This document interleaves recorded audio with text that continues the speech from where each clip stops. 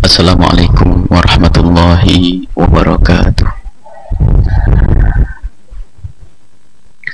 Alhamdulillah,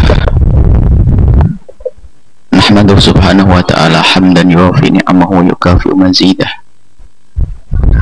Ya Rabbana lakal hamdu kama yanbaghi li jalali wajhika wa 'azimi sultanik. Subhanaka la nuhsi thana'an 'alaika anta kama athnayta 'ala nafsik. Walakal hamdu walakal syukru ala dhalik. Allahumma salli wa sallim ala habibina wa syafi'ina wa maulana sayyidina Muhammad al-bashir wal nadhir alladhi tanfatihu bihi abwabul khairi wa tanqaliku bihi abwabul syarri wa ala alihi al-athari wa ashabihi al-akhyari. Allahumma ya Rabbana a'inna ya Rabbana ala dhikrika wa syukrika wa husni ibadatika warzuqna al-istiqamata waj'alna min ahliha. Allahumma ya Rabbana hsyurna yawmal qiyamati ma'a zumrati habibika sayyidina Muhammad tahta liwa'ihi. Allahumma ya Rabbana rizukna taubata qabla al-maut wa syahadata 'inda al-maut wal jannata ba'da al-maut. Amma ba'du. Hadirin hadirat kaum muslimin dan muslimat, para pendengar, para pemirsa dimanapun anda berada, alhamdulillah kita terus diberi oleh Allah ini puji syukur kepada Allah yang terus memberi kepada kita kenikmatan demi kenikmatan, dan sungguh karunia yang paling besar yang diberikan oleh Allah kepada hambanya adalah jika seorang hamba itu diberi oleh Allah kemudahan untuk dekat kepada Allah. Jika seorang hamba diberi oleh Allah kemudahan untuk dekat kepada Allah, maka ini adalah nikmat yang luar biasa. Sebab puncak kebahagiaan adalah jika Allah ridho kepada kita. Allah ridho kepada kita dan Allah membuka pintu itu. Maka sungguh jika ada seorang hamba yang dimudahkan menuju tempat kemuliaan tersebut, maka sesungguhnya hamba tersebut adalah dalam kenikmatan yang amat besar. Dan kita semua saat ini adalah dipilih oleh Allah, digampangkan untuk menuju ridho Allah. Maka dari itu keberadaan kita saat ini adalah dalam kenikmatan yang sangat agung, kenikmatan yang amat besar, yaitu kita berkumpul untuk mendapatkan ridho Allah subhanahu wa ta'ala. Dan semoga Allah senantiasa menjaga nikmat ini, sehingga semakin hari kita semakin rindu untuk dekat kepada Allah, semakin hari kita mudah untuk semakin dekat kepada Allah, sehingga perilaku, tingkah laku, omongan, dan semua yang keluar dari lahir dan batin kita adalah diridhoi oleh Allah subhanahu wa ta'ala. Kita langsung saja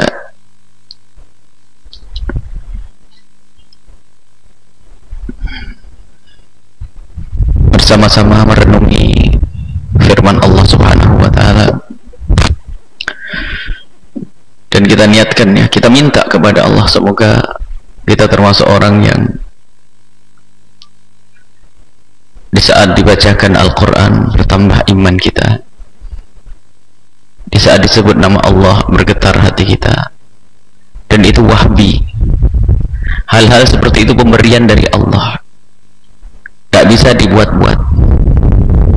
Kalau orang membaca Al-Quran tiba-tiba hatinya terenyuh, hatinya tersentuh, hatinya bergetar, itu pemberian dari Allah, bukan tidak bisa dibuat-buat. Kalau tetesan air mata bisa saja dibuat-buat. Ada orang cengeng memang, dikit-dikit nangis, tapi nangisnya bukan dari hati yang rindu kepada Allah. Dan Dan memang ada orang yang tiba-tiba menangis karena hatinya yang bergetar tadi. Maka mari kita mohon kepada Allah, semoga Allah Subhanahu wa ta'ala memberikan kepada kita hati yang terenyuh, hati yang di saat dibacakan Al-Quran tambah iman, bisa bergetar, getar-getar keimanan yang akan menggerakkan anggota tubuh kita untuk Allah Subhanahu wa ta'ala. Kita sampai kepada firman Allah Subhanahu wa ta'ala, surat Ali Imran ayat ke-118. A'udzu billahi minasyaitonir rajim. Bismillahirrahmanirrahim. Ya ayyuhalladzina amanu la tattakhidhu bitanatan min dunikum la ya'lunakum khabala waddu ma 'anittum qad badatil baghdha'u min afwahihim wa ma tukhfi suduruhum akbar qad bayyana lakumul ayati in kuntum ta'qilun antum ulai tuhibbunahum wa la yuhibbunakum wa tu'minuna bil kitabi kullihi wa idza laqukum qalu amanna wa idza khalau addu 'alaikumul anamila minal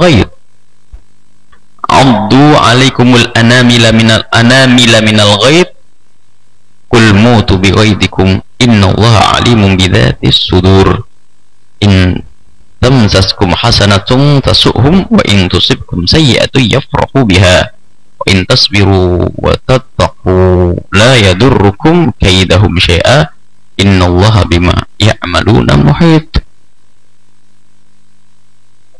Ya ayyuhalladzina amanu, yang diajak bicara adalah ahli iman,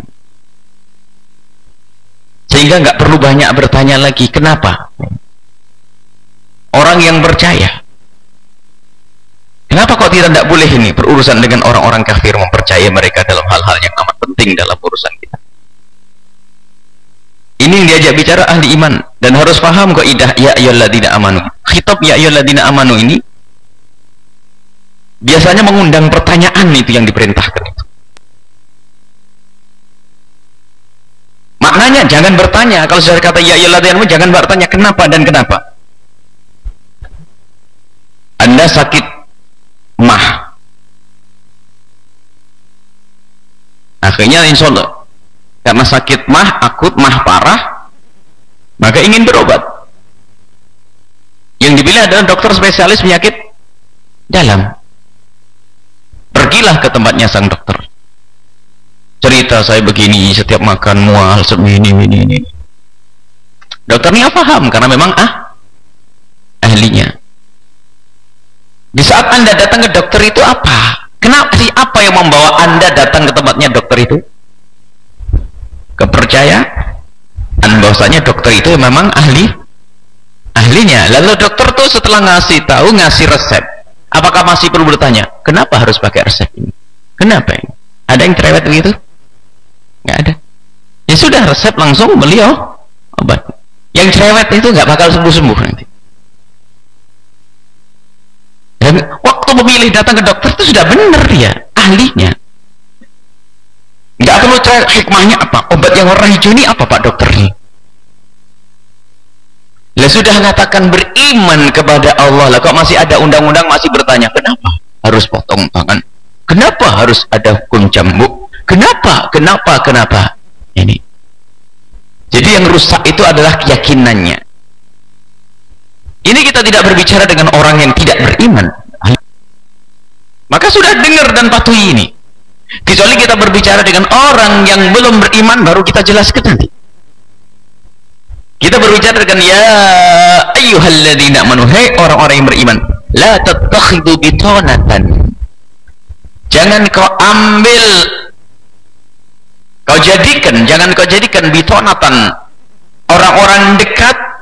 Bitonah itu orang dekat yang mengetahui hal-hal penting dalam urusanmu, agamamu, keluargamu, negerimu, hal-hal yang terpenting.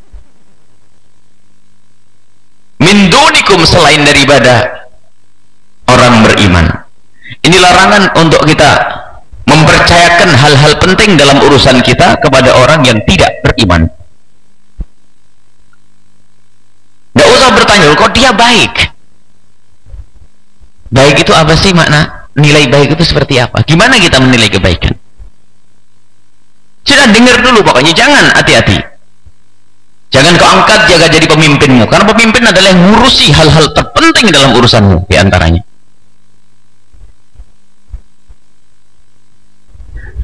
La ya'lunakum khabala.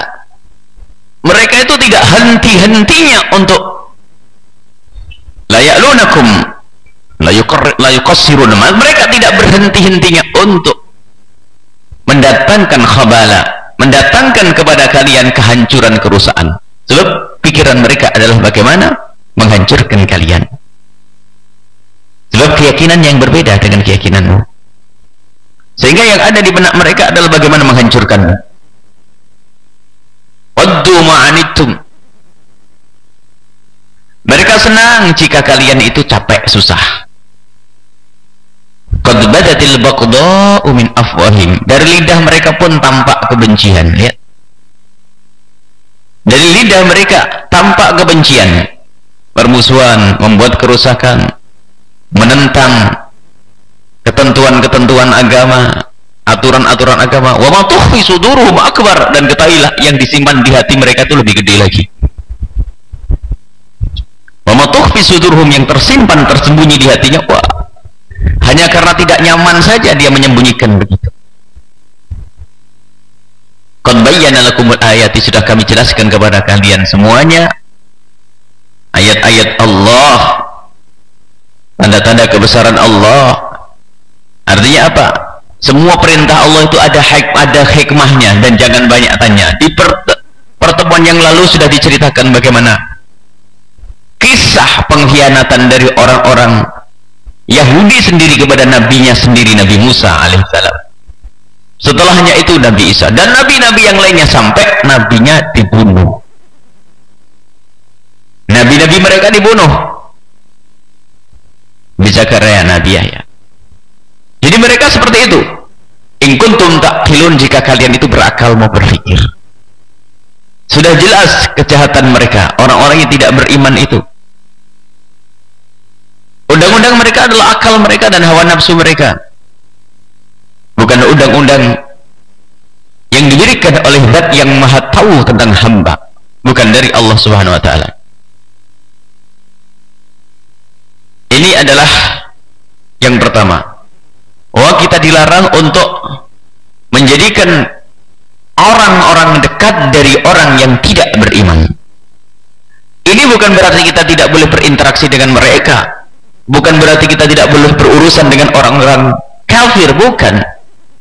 Bahkan ada di antara orang kafir yang kita masih boleh berurusan dengan mereka. Suatu ketika Sayyidatuna Asma binti Abi Bakar itu punya ibu yang belum beriman. Lalu ngadu kepada Rasulullah, ya Rasulullah, ibuku datang dan dia itu tidak senang dengan Islam. Apakah aku akan menyambung silaturahmi dengannya? Dijawab Rasulullah, sili, sambunglah silaturahmi dengan ibumu. Jadi kita pun masih disuruh, tapi batasannya ada. Bukan kita percayakan untuk menjadi pemimpin, kita percayakan untuk mengurusi hal-hal yang penting di dalam urusan agama kita. Dalam ayat lain disebutkan bahwa Allah melarang la yanhakumullah, Allah tidak melarang kalian anil ladzina lam yuqatilukum, Allah tidak melarang kalian untuk berurusan dengan orang yang tidak memerangi kalian. Ini ayat lain menjelaskan bahwa larangan kita bergaul itu batasan-batasannya ada, bukan mutlak kita tidak boleh berurusan dengan orang di luar Islam. Ternyata Nabi Allah Subhanahu wa taala tidak melarang kalian dari orang-orang yang tidak memerangi kalian. Tidak memerangi kalian, bolehkah berurusan dengan orang yang tidak memerangi kalian? Boleh berurusan dengan orang yang walam yukhrijukum, tidak mengeluarkan kalian min diyarikum, tidak mengusir kalian, menjajah kalian. Nah, kalau menjajah kalian, mengusir kalian, awas, hati-hati. Agama yang dibawa oleh penjajah, agama yang dibawa oleh orang menjajah. Kalau orang menjajah, awas. Yang menjajah kalian, mengusir kalian, antabarruhum, awas, awas. Orang-orang yang melakukan permusuhan, mengajak perang, memerangi kita, nggak boleh kita berbuat baik kepada mereka. Tapi kalau orang itu tidak memerangi kita, tidak merusak kita, maka nggak apa-apa anta berruhum, untuk kalian berbuat baik kepada mereka, wa tuqsitu ilaihim, untuk kalian berbuat adil. Wajar berbuat adil kalau dia memberi hadiah, kalian bawa balas hadiah. Dan kita memberi hadiah lebih dulu pun lebih bagus, makanya ada hak bertetangga. Ini dalam urusan interaksi berhubungan dengan mereka, tapi ada batasan-batasannya. Bukan kalian percayakan untuk ngurusi hal-hal yang sangat penting. Contohnya dijadikan suami, haram, tidak diperkenankan. Apa? Kalau jadikan suami dia akan memimpinmu, artinya apa? Mengatur semua dan mengarahkan anak-anakmu. Makanya haram menikahnya seorang wanita dengan seorang wanita muslimah dengan seorang kafir. Innallaha yuhibbul muqsitin. Kalau memang orang itu tidak mengganggumu, tidak merusakmu, nggak apa-apa. Kamu berurusan dengan mereka, tapi bukan untuk kita jadikan mereka itu bitonah, orang-orang dekat yang kita percayai hal-hal penting. Zaman Sayyidina Umar ibn Khattab diangkat duta-duta dari orang, bukan duta ya, utusan-utusan yang ada sangkut pautnya dengan, yang tidak ada sangkut pautnya dengan hal-hal terpenting urusan kenegaraan, diberikan kepada orang-orang Nasrani, ada orang Yahudi, bahkan tukang tulis juga ada di orang Yahudi. Nggak apa-apa, pegawai dari orang yang Nasrani dan Yahudi boleh, nggak ada masalah. Tapi ingat, mereka yang tidak membuat kerusakan, dan tidak merendahkan kaum muslimin, termasuk yang tidak boleh kita berurusan dengan mereka, na'udzubillah, mereka yang pernah menzinai wanita muslimah. Ya tidak boleh, itu membuat kerusakan dia, nggak bisa. Tapi kalau dia bertetangga yang baik, kalau sampai terbukti dia pernah menzinai wanita muslimah,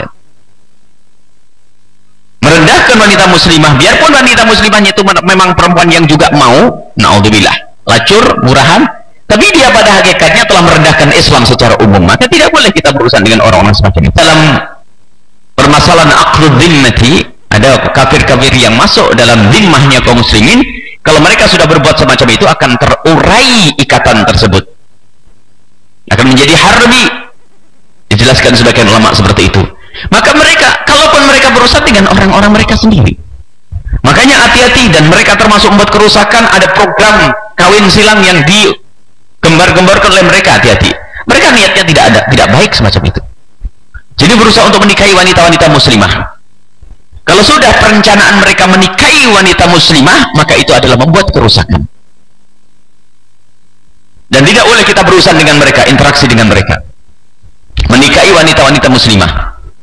Akan tapi jika mereka menikah dengan sesama mereka, kita perlu mengucapkan selamat kepada mereka, berikan hadiah, nggak apa-apa. Tapi di saat mereka sudah menjarah kemuliaan Islam, lihat, kita harus tegas.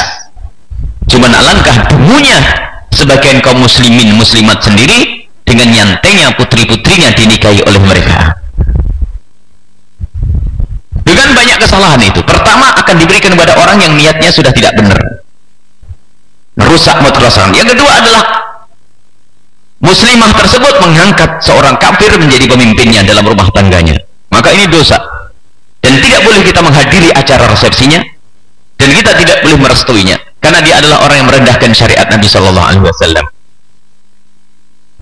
membuat kerusakan. Hati-hati. Dan ini gerakan-gerakan ini banyak, dan subhanallah kita sering menemukan, dan hampir setiap tempat ada kejadian yang semacam ini. Bahkan ada seorang ibu yang menangis terseduh-seduh karena anaknya memaksa untuk menikah dengan seorang kafir. Wahai adik-adik putriku yang aku cintai, ketahuilah kemuliaanmu adalah di akhirat nanti. Urusan cinta itu adalah bahasa sinetron. Kalau ternyata harus berurusan dengan orang yang tidak beriman, apa yang dicari di balik itu semuanya? Dan ketahuilah engkau akan dihinakan di dunia sebelum di akhirat, karena dia tidak pernah takut kepada Allah dan tidak kenal Allah. Maka ketahuilah apa batasan-batasannya itu beda. Coba, kalau di dalam Islam Anda sangat rugi jika menikah dengan orang yang tidak beriman kepada Allah, yang menurunkan syariat, yang melarang perzinahan, dengan melarang riba, melarang perzinaan dia. Perzinaan dilarang bukan sekedar main-main. Pelarangannya dalam Islam perzinaan dengan sungguh-sungguh hukumannya berat. Lihat, jika suamimu berpegang kepada agama, nyaman, suamimu tidak akan berzina. Jika istrimu berpegang kepada agama, suamimu tidak akan berzina. Coba kalau anda mempunyai seorang suami yang mempunyai agama, yang baginya perzinaan itu adalah yang penting, jangan ketahuan istri. Ayo. Seorang muslim mempunyai seorang suami yang tidak beriman, ya? Mohon maaf, agama selain Islam, itu namanya perzinaan itu ringan. Kalaupun dianggap sebuah kesalahan, itu adalah yang penting jangan ketahuan. Sampai pernah suatu ketika kami dikagetkan dalam seumur hidup saya naik kapal itu sekali. Naik kapal itu dua kali. Yang pertama kapal apa itu, yang naik kapal. Kami berdampingan dengan satu orang, dan rupanya dia adalah juga orang yang tokoh agama. Pertama belum ngerti, karena waktu itu bulan haji, dia cerita masalah, oh sekarang orang pada haji ya, ngeri ya orang haji itu kalau punya kesalahan waktu di rumah.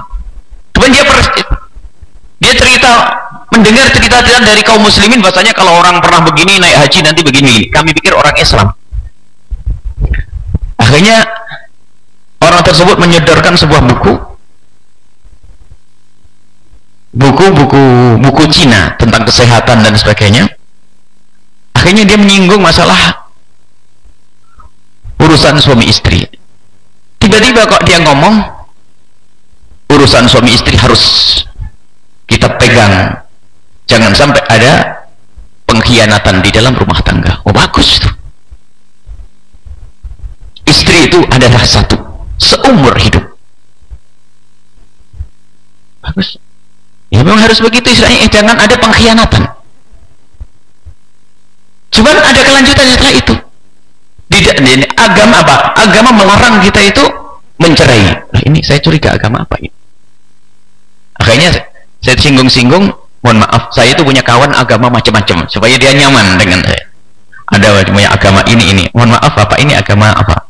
Rupanya dia menyebut sebuah agama. Saya agama Katolik.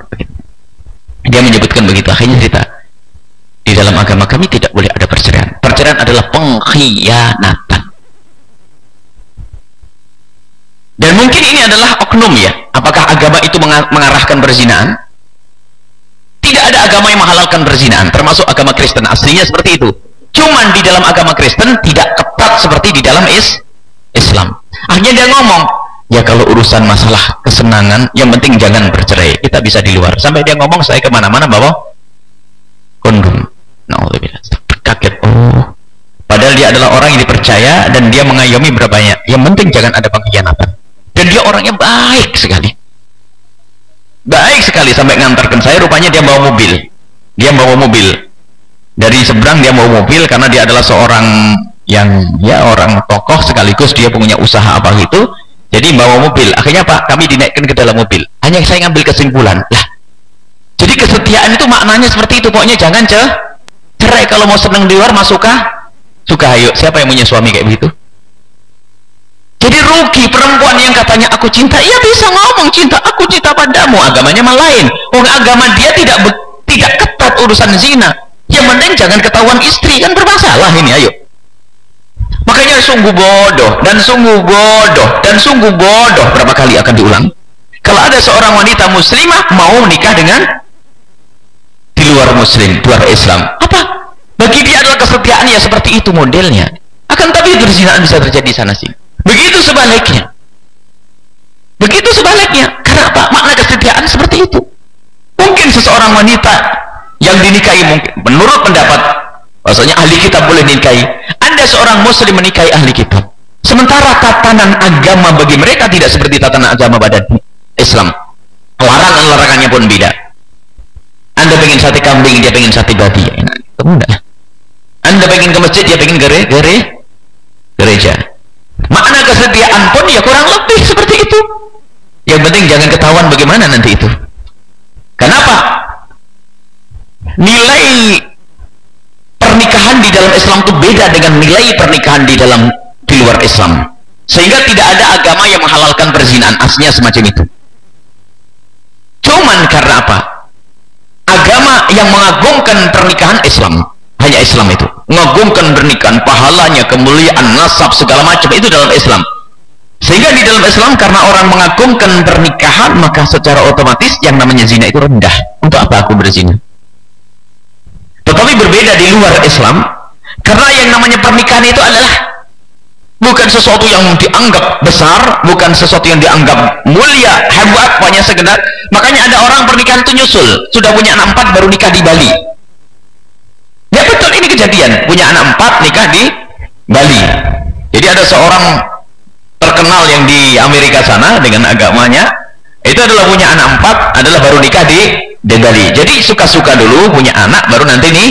Jadi yang menjadikan perzinaan menyebar di kalangan mereka itu bukan karena zina halal, tapi karena apa? Nikah tidak diagungkan. Di saat nikah tidak diagungkan akan turun derajatnya, sehingga seorang itu tidak berpikir apakah aku harus nikah atau zina. Yang penting aku senang dulu. Nah ini rugi. Makanya ini, kalau kita mengangkat mereka, Anda mengambil mereka sebagai pasangan atau ambil mereka sebagai menantu, Anda akan rugi. Cuman kok banyak kebodohan-kebodohan saat ini. Menikahkan putrinya dengan orang iman dan orang tuanya masuk neraka terlebih dahulu. Dan jangan dianggap ini tidak ada. Mungkin Anda tidak pernah mendengar, tapi yang berurusan dengan orang banyak akan tahu. Kita mendapatkan pengaduan di sana, pengaduan di sini, pengaduan di situ, Masya Allah, termasuk pengaduan di kota ini. Bukan 1, 2, 3 orang. Bukan 1, 2, 3 orang yang ngadu di kota ini. Kasusnya seperti itu. Subhanallah. Semoga beliau-beliau ini mendengar. Awas, hati-hati. Kita tidak dilarang berurusan dengan mereka urusan jual beli. Kita tidak dilarang urusan dengan mereka bertetangga yang baik, saling beri hadiah. Kita tidak dilarang untuk mengucapkan selamat atas pernikahan mereka, datang kita. Kita tidak dilarang untuk menghadiri jenazah mereka. Kita tidak dilarang. Akan tapi untuk mengangkat mereka, untuk kita percayai, kita jadikan orang-orang penting dalam urusan penting dalam agama kita, itu tidak diperkenankan. Innama yanhakumullah 'anil ladzina qatalukum fid dini wa akhrajukum min diyarikum. Allah melarang itu kita berurusan dengan orang yang memusuhi kita, baik memusuhi terang-terangan atau dia punya ide-ide, program-program yang menghancurkan Islam, perencanaan-perencanaan menghancurkan Islam.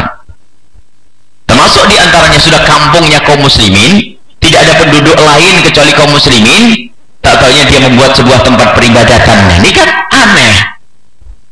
Apa yang diinginkan di balik itu semuanya? Kalau memang mayoritas mereka orang di luar Islam, ya apa dia membuat banyak di tempat itu? Tapi di kampung kadang-kadang membuat dengan paksa, sehingga dengan bohong kadang-kadang. Wa akhrajukum min diyarikum, dan mereka mengeluarkan kalian dari rumah-rumah kalian, dari negeri kalian. Wa dhaharu, mereka bersekongkol ala ikhrajkum. Mereka bersekongkol dengan yang lainnya untuk mengeluarkan kalian. Intinya bagaimana Anda itu tergeser, Anda terjajah, Anda terusir. Awas, jangan sampai antawallahum, jangan sampai engkau mengangkat mereka sebagai pemimpin-pemimpin orang-orang yang kau percayai. Wa man yatawallahum fa ulaika humudz zalimun. Awas, kalau Anda mengangkat mereka, Anda zalim. Mengangkat suami dari orang yang tidak beriman. Allah. Baik, kembali kepada ayat tadi. Ha antum ulai tuhibbunahum wa yuhibbunakum. Kalau engkau mengikat cinta dengan mereka, katakan cinta mereka tidak mencintai kalian. Mereka tidak mencintai kalian. Bahkan kami himbau kepada orang-orang di luar Islam, demi kebahagiaan Anda semua wahai orang di luar Islam, kalau Anda ingin menikah, nikahlah dengan orang yang sama dengan agama kalian. Kan begitu mestinya. Kalau orang Kristen itu indahnya itu apa? Bahkan Katolik ya dengan Katolik kalau bisa, jangan Katolik dengan Protestan, agar ada keseimbangan, seiringan begitu. Maka orang Kristen dengan orang Kristen mestinya begitu. Itu indah, lebih indah. Kenapa harus memaksa dengan kaum muslimin, kaum muslimat? Jangan sampai yang satu ke gereja, yang satu ke gerejanya pun beda itu. Dan beberapa kelompok yang berbeda. Maka diimbauin demi keindahan. Makanya kalau sudah melangkah daripada batasan-batas itu, tentu ada di balik itu ada niat-niat yang tidak baik.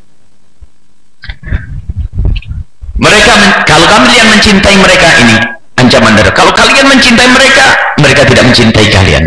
Untuk minuna bil kitabi kullihi, dan kalian beriman. Anda beriman kepada Taurat, Anda beriman dengan Injil, tapi mereka tidak beriman kepada Al-Quran. Nggak seimbang, nggak sebanding. Wa idza laqukum qalu amanna. Kalau ketemu dengan kalian, ini orang-orang munafik. Ini ada disinggung juga, dimasukkan orang-orang munafik, bukan orang-orang kafir yang murni, akan tapi orang kafir batin. Dia seolah-olah dengan Nabi Muhammad, seolah-olah dengan Islam, tapi lebih mengutamakan orang di luar Islam. Lihat, ini ada sekelompok kayak begini. Di saat umat Islam ditindas, dihinakan, diam saja. Di saat orang di luar Islam punya masalah dengan orang Islam, yang dibela orang di luar Islam, ya, pembantaian kaum muslimin, ya, tidak pernah diperhatikan.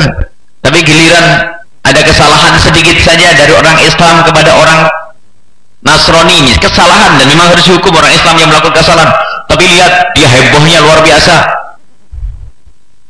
Tapi kalau sudah Islam yang dibantai, Islam dihinakan, tidak pernah bangkit. Ini muncul, itu Islam kacau, Islam kacau, dan itu ngaku umat Islam tuh. Islam liberal. Coba kalau Islam liberal itu di saat kelompok sesat itu mau kalau ada kelompok-kelompok akidah yang benar ingin meluruskan mereka, mengembalikan ke jalan yang benar, ini orang-orang Islam kacau ini akan pasang dada, jangan ganggu mereka. Jika ada orang Islam dibantai, ada ditindas, diinjak-injak, diam mereka itu. Jadi giliran orang di luar Islam, sedikit saja disenggol, maka mereka bangkit dan seterusnya. Ini adalah model manusia-manusia pendusta, orang-orang munafik. Nah, mereka itu seperti ini. Kalau ketemu dengan kalian, qalu amanna, kami beriman. Wa idza khalu addu alaikumul anamila. Kalau sudah keluar dari kalian, addu alaikumul anamila, gigit jemari minal ghaid, karena kebencian. Maksudnya itu kebencian kepada kalian. Kul, katakanlah, mutu biqaidikum, matilah kau dengan kebencianmu. Innallaha alimun bidzatis sudur. Allah maksudnya apa? Katakan kepada mereka, matilah kau dengan kebencianmu. Kebencianmu tidak akan mengganggu kami, tidak akan merugikan kami. Rugi kamu, kamu sendiri. Matilah kau. Mati dengan kebencian, mati dengan permusuhan. Innallaha alimun bidzatis sudur. Allah Maha tahu apa yang ada di hati-hati kalian semuanya.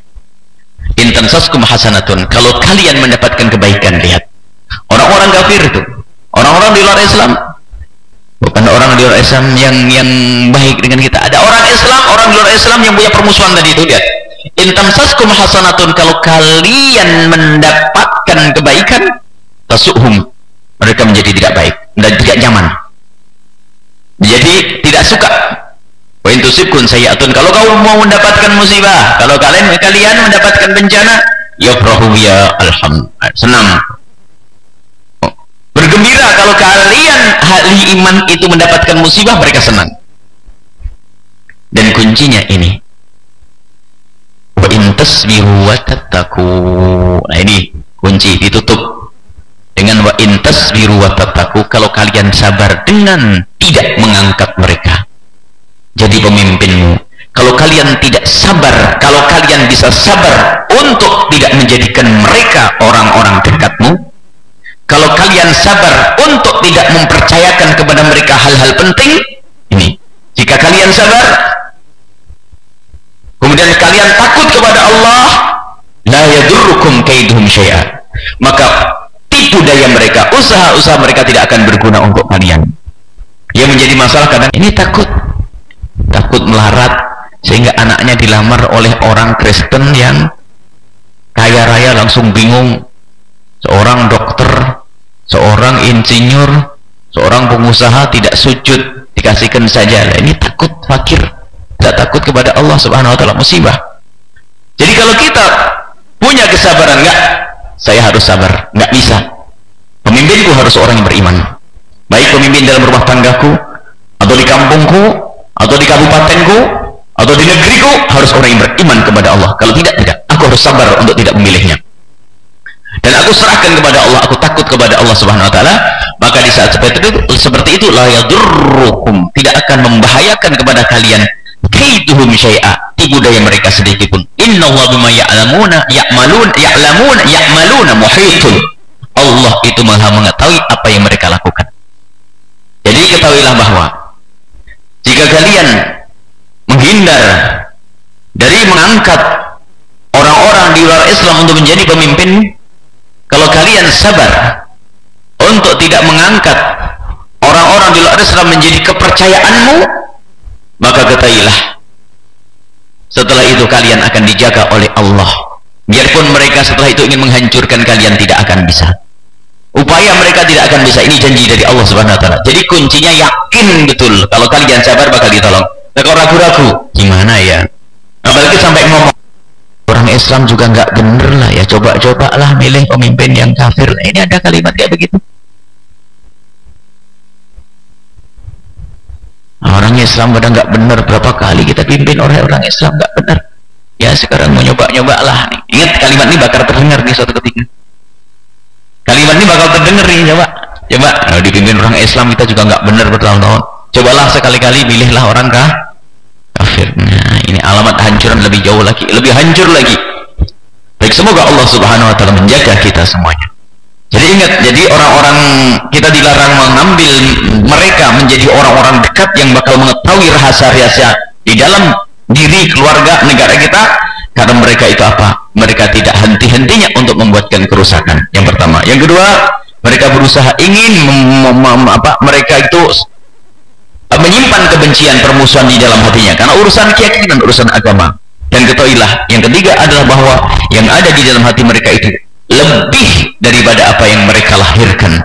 Kemudian lebih dari itu, mereka itu ada, jika kalian mencintai mereka, mereka tidak mencintai kalian. Kalau kalian mencintai mereka, mereka tidak mencintai kalian. Kemudian setelahnya itu 6, bahwasanya jika 5, bahwasanya kalau kalian mempercayai kitab-kitab suci mereka, mereka tidak percaya dengan kitab suci Anda semuanya. Baik, kemudian setelah itu kita harus bisa memilah. Hati-hati. Memang kadang ada sebagian nih, kita ini diuji oleh manusia dengan 2 model, kutub ekstrim kanan dan ekstrim kiri. Kita perlu di tengah-tengah. Ada orang yang pukul rata, tidak boleh kita berurusan dengan orang Kristen. Nah, ini yang nggak benar. Atau sisi lain, berlemah lembut kepada semuanya sampai yang ganggu kita pun. Nah, ini salah. Kita harus posisi yang benar di tengah. Kita boleh berurusan dengan orang-orang di luar Islam, Yahudi, Nasrani dan yang lainnya dalam urusan-urusan wajar, jual beli, transaksi dan sebagainya itu. Tapi tidak boleh nanti urusan-urusan yang lainnya. Sampai nanti sebentar lagi lihat. Kita boleh menghadiri acara pengantin mereka, membantu mereka. Kalau ada menikah kita bantu, nggak apa-apa. Mengucapkan selamat atas pernikahan mereka, nggak apa-apa, karena pernikahan mereka adalah halal, tidak dihukumi zina juga. Karena pernikahan di antara mereka adalah sah menurut agama kita. Kita menganggap pernikahan mereka, sehingga kalau mereka masuk Islam nggak perlu nikah lagi, sah. Anak-anak mereka juga dianggap nasabnya, maka kita menghargai mereka, kita beri hadiah. Tapi di saat kita harus mengucapkan selamat Natal, itu lain cerita. Itu bukan urusan kemasyarakatan, itu sudah masuk urusan agama. Jadi dibedakan di sini, jangan berlebihan nanti. Karena sebentar lagi kita akan masuki tahun baru Masehi, ada lagi Natal. Tahun baru Masehi, kami singgung sekali. Karena kita akan merayakan tahun baru Hijriah. Tahun baru kita adalah tahun baru Hijriah. Tahun baru Masehi adalah sebagai tahun baru, tidak ada masalah. Akan tapi di saat menjadi syiarnya orang yang tidak sujud dan tidak percaya kepada Nabi Muhammad, maka menjadi kita tidak boleh untuk mengikutinya. Maka yang perlu kita agungkan adalah syiar agama Nabi Muhammad SAW, yaitu tahun baru Hijriah. Dan kita wajib tahu tahun baru Hijriah. Kita harus mengetahui kelahiran anak kita tahun Hijriah. Ini diantaranya. Maka dari itu kita boleh berurusan dengan mereka dalam hal-hal asalkan tidak ada sangkut pautnya dengan prinsip-prinsip agama. Kalau sudah ada sangkut pautnya dengan prinsip agama, misalnya mengucapkan selamat Natal dan sebagainya, tidak boleh kita ikut-ikutan di situ. Dan ini tidak bertentangan dengan kebersamaan kita. Jangan sampai dianggap ekstrim. Wah, ini orang mengucapkan Natal kok nggak mau. Yang mengatakan seperti itu justru dia itu ekstrim. Kenapa kamu memaksa saya harus mengucapkan selamat Natal? Wah, saya juga tidak pernah maksa orang Kristen untuk mengucapkan selamat kelahiran Nabi Muhammad. Mereka nggak mengucapkan selamat, nggak pernah ngirim bunga-bunga ke Al-Bahjah selamat atas kelahiran Nabi Muhammad, kita tidak ada pusing kok. Mereka mereka juga tidak pernah ada mengirimkan bunga-bunga untuk selamat hari raya Idul Fitri, juga kita tidak ada pusing. Ini masalah-masalah. Kenapa harus kita paksa agama untuk begini, agama untuk begitu?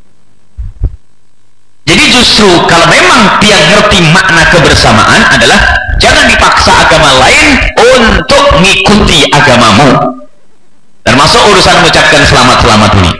Jadi kalau seandainya ada menteri agama tegas, saya seorang muslim nggak pakai selamat Natal, itu baru benar, itu hebat. Loh, kamu kok lah semua agama kan di bawah naunganmu, ya ini urusan lain. Sebab Anda sebagai menteri agamanya Islam, karena menteri agamanya Islam makanya jangan mengucapkan selamat Natal. Lah kok ekstrim betul kalau saya tidak mengucapkan Natal. Yang mengucapkan ekstrim itulah orang ekstrim. Sebab selama ini orang Islam sangat lembut dan terbuka. Pernah ada yang menuntut demonstrasi, ini orang Kristen di kampung kita ini perlu dihancurkan. Kenapa? Karena nggak ikut mauludan. Nggak ada.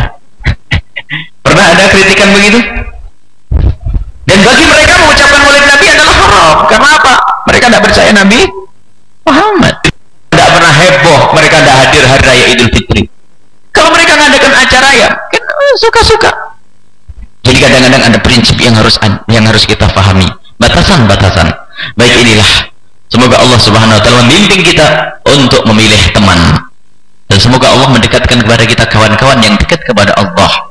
Baik kawan dalam rumah tangga pasangan, kawan dalam kehidupan anak-anak, kawan dalam kebersamaan tetangga dan masyarakat, yang mereka itu semoga adalah orang-orang yang dekat kepada Allah Subhanahu wa taala. Jangan sampai kita diuji dengan kawan-kawan yang tidak baik sehingga kita bingung harus menjaga ini, menjaga itu. Ketahuilah Allah Maha Kuasa. Maka dari itu ada dalam hidup itu ada